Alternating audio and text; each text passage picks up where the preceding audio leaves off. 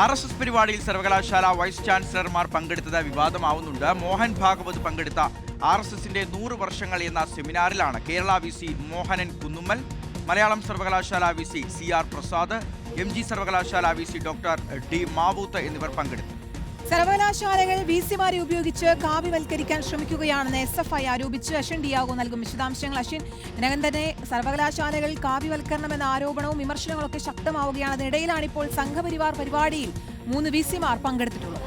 കീർത്തന, തീർച്ചയായും സൂചിപ്പിച്ചതുപോലെ തന്നെയാണ്. നമുക്കറിയാം, നേരത്തെ മുതൽ തന്നെ SFI ഈ ഒരു ആരോപണം ഉന്നയിച്ചുകൊണ്ട് വലിയ തരത്തിലുള്ള പ്രക്ഷോഭങ്ങൾ കേരള യൂണിവേഴ്സിറ്റിയിലടക്കം നടത്തിയതാണ്. അതിനെ സാധൂകരിക്കുന്ന ഒരു തെളിവാണ് കഴിഞ്ഞ ദിവസം പുറത്തു വന്നിട്ടുള്ള ഈ ദൃശ്യങ്ങൾ എന്നുള്ളതാണ്. കാരണം ഇന്നലെ വൈകുന്നേരം 4:30 പരിപാടി നടക്കുന്നത്. കവടിയാറിലുള്ള കൺവെൻഷൻ സെന്ററിലായിരുന്നു ക്ഷണിക്കപ്പെട്ട അതിഥികളെ മാത്രം വിളിച്ചുകൊണ്ട് മാധ്യമങ്ങളെ അടക്കം വിലക്കിക്കൊണ്ടുള്ള ഈ പരിപാടി സംഘടിപ്പിച്ചിട്ടുള്ളത്. ഇവിടെയാണ് 3 സർവകലാശാല വൈസ് ചാൻസലർമാർ പങ്കെടുത്തത് എന്നുള്ളതാണ് ഏറെ ശ്രദ്ധേയം. 3 പേർക്കും മുൻനിരയിൽ തന്നെ സീറ്റ് നൽകിയാണ് പരിപാടി നടത്തിയത് എന്നുള്ളതാണ്. RSSന്റെ സർസംഘചാലക മോഹൻ ഭാഗവത് ആയിരുന്നു ആ പരിപാടിയിൽ സംസാരിക്കാൻ ഉണ്ടായിരുന്നത് എന്നുള്ളതും ശ്രദ്ധേയമാണ്. നേരത്തെ മുതൽ തന്നെ SFI ആരോപിക്കുന്ന ഈ ഒരു VCമാരെ മുൻനിർത്തിക്കൊണ്ടുള്ള ഈ യൂണിവേഴ്സിറ്റികളിലെ കാവ്യവൽക്കരണം അതിനുള്ള തെളിവായി തന്നെയാണ് ഇപ്പോൾ കഴിഞ്ഞ ദിവസം നടന്നിട്ടുള്ള ഈ പരിപാടിയെ ചൂണ്ടിക്കാണിക്കുന്നത്.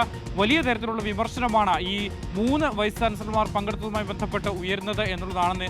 കേരള യൂണിവേഴ്സിറ്റി, മലയാളം യൂണിവേഴ്സിറ്റി, അതുപോലെ തന്നെ MG യൂണിവേഴ്സിറ്റി അടക്കമുള്ള 3 യൂണിവേഴ്സിറ്റികളിലെ വൈസ് ചാൻസലർമാരാണ് ഈ പരിപാടിയിൽ പങ്കെടുത്തത് എന്നുള്ളതാണ് ശ്രദ്ധേയം.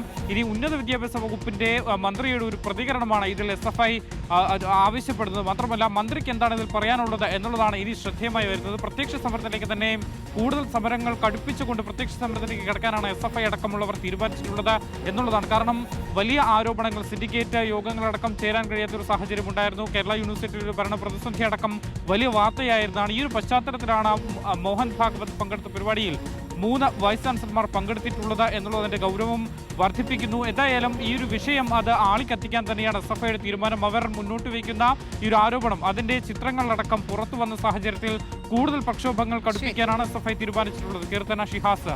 ശരി, RSS പരിപാടിയിൽ VCമാർ പങ്കെടുത്തതിന്റെ വിമർശനം ശക്തമാവുകയാണ്. പ്രതിഷേധം കടുപ്പിക്കാൻ ഒരുങ്ങുകയാണ് SFI.